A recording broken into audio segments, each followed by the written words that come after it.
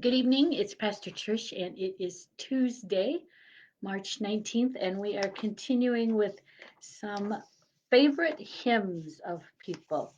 The one I wanted to share with you tonight is The Old Rugged Cross. On a Hill Far Away might be another way that you know the song, but most people know it by The Old Rugged Cross. I'm bringing it to you thanks to Denise. She sent me an email, I guess it was over the weekend, one of the songs that we did last week, and the story that I shared about spending a summer at the Regional Treatment Center.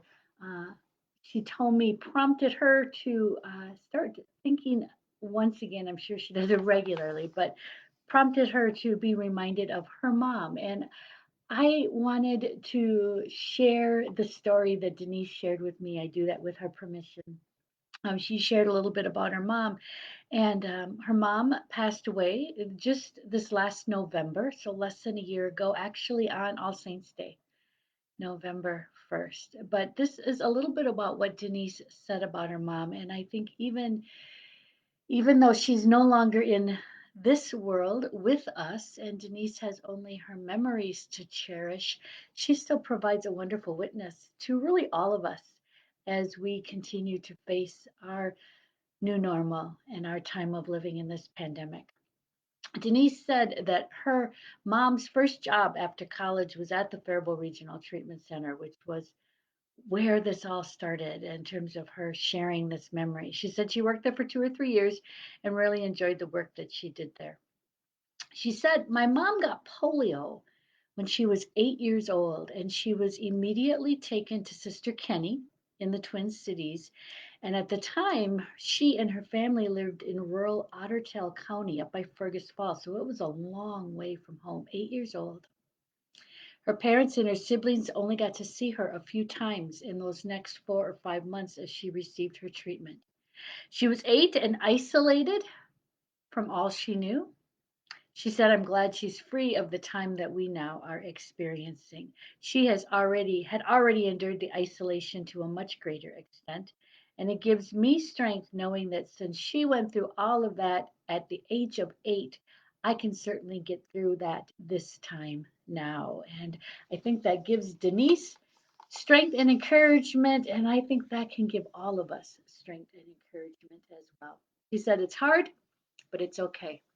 And one of her mom's favorite hymns was The Old Rugged Cross. She goes on and she wrote, she was a special lady, and as hard as polio was for her to endure, it helped form who she was.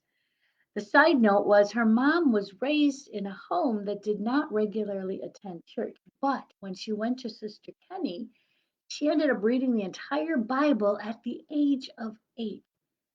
Her faith definitely started to take shape in that time of isolation, fear, and hope, Denise writes.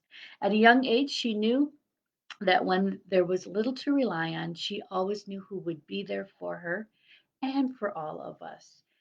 You can tell by Denise's note that her mom not only gained her faith at a young age, but did a marvelous job of passing it on to her children and I know to her grandchildren as well.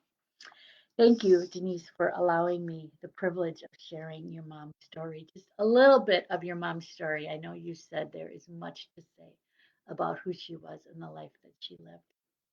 Uh, Old Rugged Cross, old hymn, a favorite hymn, right? Many of you know it. Written in 1912 by a Methodist preacher, George Bernard. When I was looking up just a little bit about it, uh, the Reverend Bernard says he didn't really write the hymn, he was just the instrument that God used.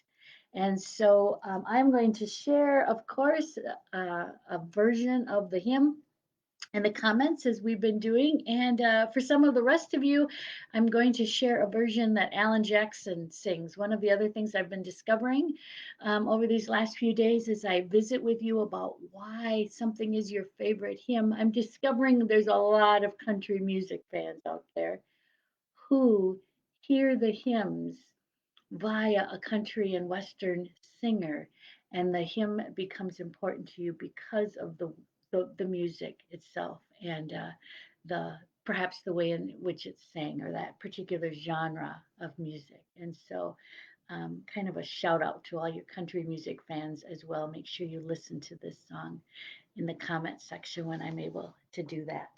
But you probably know the words to this song. It's certainly a song of yearning. And I thought about that too, Denise, as you were sharing this, and I was looking at this hymn this afternoon. That when we go through hardships, this um, hymn reminds us there's always more. There will always be more. As difficult as life can sometimes be, there's more. And so this hymn has that yearning about someday. Someday it will be better. We pray and hope and cling to the hope that it will indeed be better in this life. But we also know that no matter what, it will definitely be better in the next life, the life that Jesus has prepared for us and awaits with us for.